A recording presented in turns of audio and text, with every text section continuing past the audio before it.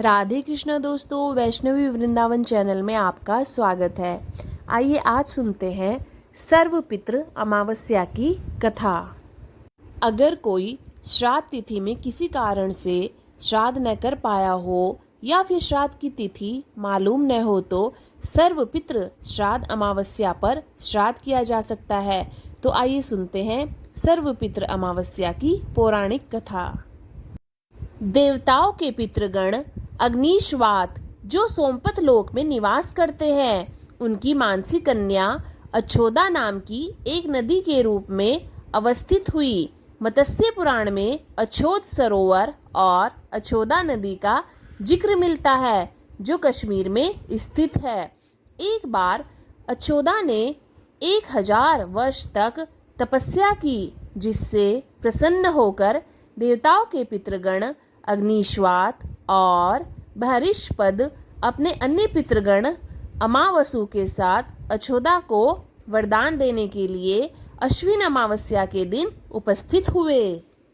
उन्होंने अछोदा से कहा, हे पुत्री, हम सभी तुम्हारी तपस्या में अति प्रसन्न हैं, इसलिए जो चाहो वर मांग लो। लेकिन अछोदा ने अपने पितरों की तरफ ध्यान नहीं दिया और वह अति तेजस्वी पितृ अमावसु को अपलक निहारती रही। पितरों के बार बार कहने पर उसने कहा, हे भगवान, आप मुझे सचमुच वरदान देना चाहते हैं। इस पर तेजस्वी पितृ अमावसु ने कहा, हे अक्षोदा, वरदान पर तुम्हारा अधिकार सिद्ध है, इसलिए निसंकोच कहो। अक्षोदा ने कहा, भगवान, यदि आप मुझे वरदान देना ही चाहते हैं तो मैं तक्षण आपके साथ रमण कर आनंद लेना चाहती हूँ। अक्षोदा के इस तरह कहे जाने पर सभी पितृ क्रोधित हो गए। उन्होंने अक्षोदा को श्राप दिया कि वह पितृलोक में पतित होकर पृथ्वी लोक पर जाएगी। पितरों के इस तरह श्राप दिए जाने पर अक्षोदा पितरों के पैरों में गिरकर रोने लगी। इस पर पितरों को दया आ गई। उन्होंने कहा कि अक्षोदा, तुम पतित योनि में श्राप मिलने के कारण मत्स्य कन्या के रूप में जन्म लोगी। पितरों ने आगे कहा कि भगवान ब्रह्मा के वंशज महर्षि पराशर तुम्हें पति के रूप में प्राप्त होंगे। तुम्हारे गर्भ में भगवान व्यास जन्म लेंगे। उसके उपरांत भी अन्य दिव्य वंशों में जन्म लेते हुए तुम श्राप से मुक्त होकर पुनः पितृलोक में वापस आ जाओगी।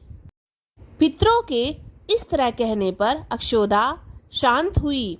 अमावसु के ब्रह्मचर्य और धैर्य की सभी पितरों ने सराहना की। वह वरदान दिया कि यह अमावस्या की तिथि अमावसु के नाम से जानी जाएगी।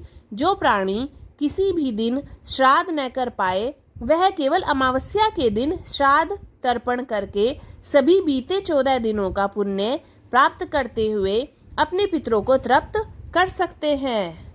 तभी से प्रत्येक माह की अमावस्या तिथि को सर्वाधिक महत्व दिया जाता है और यह तिथि सर्वपितृ श्राद्ध के रूप में भी मनाई जाती है। उसी पाप के प्रायश्चित हेतु कालांतर में यही अछोदा महर्षि पराशर की पत्नी एवं वेदव्यास की माता सत्यवती बनी थी। तत्पश्चात समुद्र के अंशभूत शांतनु की पत्नी हुई और 2 पुत्र चित्रांगद तथा विचित्र वीर्य को जन्म दिया था। इन्हीं के नाम से कलयुग में अष्टका श्राद्ध मनाया जाता है। दोस्तों, अगर आपको यह वीडियो अच्छी लगी तो वीडियो को लाइक कीजिए, चैनल को सब्सक्राइब कीजिए और कमेंट बॉक्स में राधे कृष्णा ज़रूर लिखिए। जय श्री राधे कृष्णा।